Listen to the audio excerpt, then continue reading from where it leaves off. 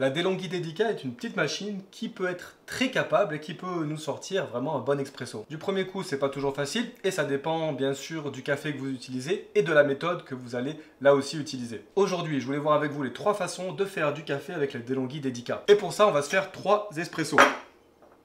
On va commencer à se faire un expresso avec le filtre pressurisé et avec du café moulu acheté dans un supermarché. Ça va être le premier. Ensuite, on va utiliser toujours le filtre pressurisé, mais cette fois, on va prendre un bon café, café frais de spécialité, qu'on va moudre. Pas une mouture suffisamment fine pour l'expresso, mais une mouture suffisamment fine pour le filtre pressurisé. Le troisième café, on va prendre le même café, donc toujours un très bon café, mais cette fois moulu suffisamment fin pour l'expresso avec un porte-filtre bottomless. C'est parti. J'ai ici 15 g de café moulu pour expresso, café de spécialité. Ici, on a aussi le café de spécialité moulu assez fin avec le Baratza Encore, donc pas une mouture véritablement expresso, mais ça ira pour le filtre pressurisé. Et puis là, on a du café moulu de supermarché. On va commencer avec le premier café, celui-là. Je vais mettre la même dose ici, 15 g.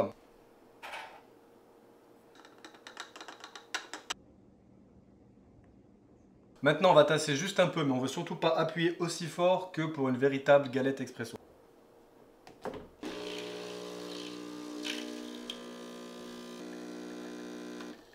On a notre premier café ici, on va faire les suivants et après on va pouvoir comparer. Les 2 porte-filtres sont prêts, on va pouvoir y aller.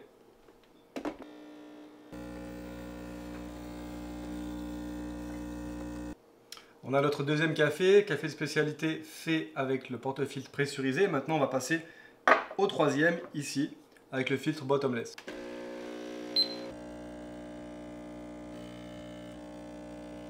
Bien, on va pouvoir maintenant goûter nos 3 cafés et voir ce que ça donne.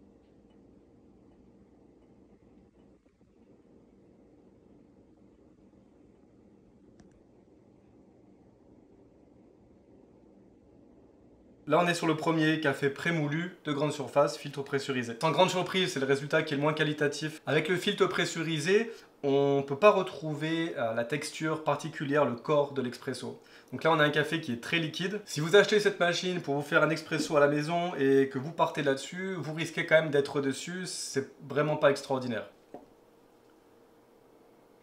Ensuite, on a un résultat déjà visuellement qui est plus intéressant. C'est le bon café avec le filtre pressurisé. Alors là, attention, une chose, c'est qu'il faut éviter de moudre trop fin. Si la mouture est trop fine, la machine aura tendance à se bloquer et le café sera pas bon.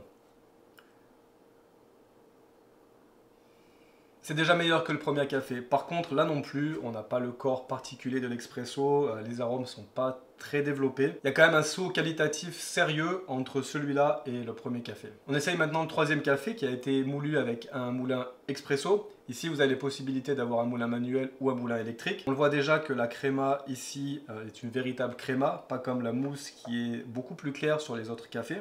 Bon, et bien sans grande surprise, c'est vraiment le café ici qui est le plus qualitatif. En fait, la DeLonghi Dedica peut vraiment nous sortir un bon expresso.